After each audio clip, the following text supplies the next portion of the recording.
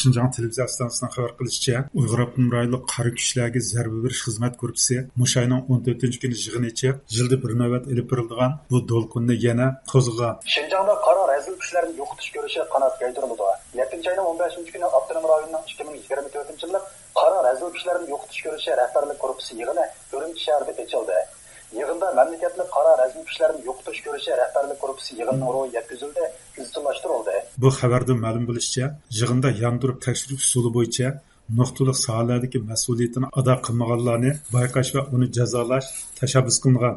Sohalardagi nazorat qilish, boshqarish mas'uliyatini chiniqib, vazifasini ado qilmaslikni yondirib tekshirishni kuchaytirish kerak. Haydovchilik qilish, unumni surishtirishni kuchaytirib, xizmat qonuniyatini egilab, tajriba usullarini tavlash kerak. Bu xabarda ma'lum bo'lishicha, yig'inda yondirib tekshirish usuli bo'yicha nuqtaliq sohalarda mas'uliyatini ado qilmaganlarni bayqash va uni jazolash tashabbus qilingan.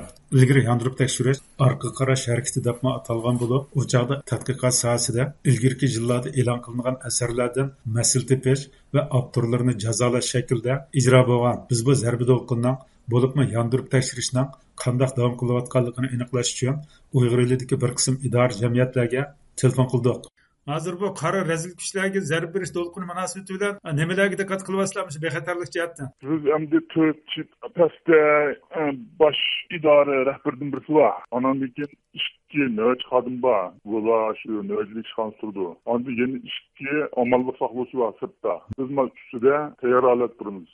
Tayyor holat turgan chog'da nimaga tayyor holat tursizlar? Qanday bir vaziyat, qanday bir ahvollar qarta? Mesela bir ahvallar qalsak, aslında biz ciddi holatni bassa biz shu bütün Fransuzdan zamini kishiyib kaltalarimizni ko'tarib birinchi qavatga tushamiz.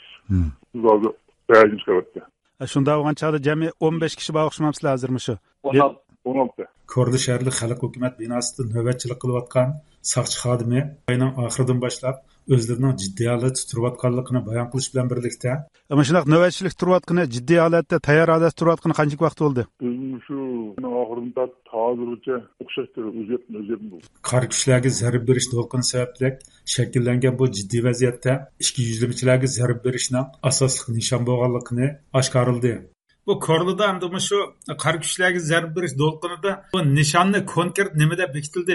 Yig'inlar nima deyildi bu to'g'risida? Korlida ikki yuzlamachilarga shunday qarshi shu to'g'riliq bizning yig'inchilar vazirlarimizni bildirdik. Hozir mush harakat boshlangandan keyin tutib tekshirilayotgan ikki yuzlamachilar bormi hozir? Bor. Qanchasi bor? Hozir 76 adam qoldi. Burun 200 necha adam bor. 70 necha adam qoldi. Undaqda gumondor 200 necha qolganlar qo'yib berildi. Ya'ni mas'ul bayqalmadi. Xitoy xabarlarida ma'lum bo'lishicha, qari razil kuchlarga zarba berish boshqa o'lkalarda asosligi ijtimoiy jinoyatchilarni nishon qilgan bo'lsa, Uyg'ur eliga kelganda siyosiy sohadagi kishilarni, bo'libmi Uyg'ur rahbariy kadrlar, davlat xizmatchilari va partiya a'zolarini nishon qilgan. Ilgirki aniqlashtirimizda 2021-yilda Xotanda qari kuchlarga zarba berish to'lqinida atalmish milliy bo'lginchi va diniy asabiylarni qanot ostiga olgan rahbariy kadrlarning qari kuch deb bekitilganligi va ikki yuzlimchilik bilan ayblanib jazolanganligi ma'lum bo'lgan. Hozirmi siyosiy o'rganishlarda nimalarni o'rganyapsizlar jihat sohasida? Asosiy boshchi Shi Jinpingning ta'kidlab so'zlashgani shu qarqonlarni tozalash degan. Demak, biz qarqonlarni tozalash haqidagi yig'inlarga qatnashyapsiz, shundaqmi? Shunday. Endi qarqonlarni tozalash degan chog'da asosliq nimalar tozalanyapti, qanday qadamlar asosliq tozalanish kerak? Qarqon deganimiz shu yomon odamlarni qanot ostiga olgan, bilib turib Kemal tasmay shu ashnu hamdam bo'lgan, uni qanot ostiga olganni shu qarqon deydi. Yomon odamlarni qanot ostiga olgan degan chog'da qanday qadamlar yomon odamlar? Qonunsiz tadbiq qilgan odamlar yomon odamlar, tizimchilar yomon odamlar. Ya'ni qanday qadamlar qanot ostiga olganlar qarqon deyildi. Endi undan boshqa bilgichilarni qanot ostiga olganlar. Ayolma asabiylarni qanot ostiga olgan.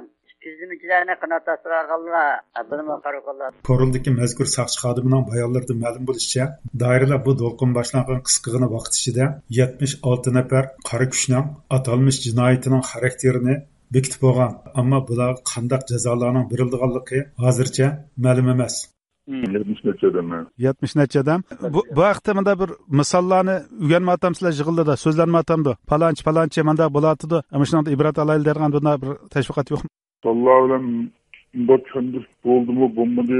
Sizning odatda bir kun cuma kunlari bu qasam qanchalaymi bu asosan butun xizmat tuvanda hozir ixlos xizmati bilan ilgirki yandırıp tekshirish harakatlarida navbat odatga fuqarolarga kelganda ularning 10-20 yil burun qitilgan diniy faoliyatlari qonunsizlik deb bekitilib ig'ir jazolarga hukm qilingan.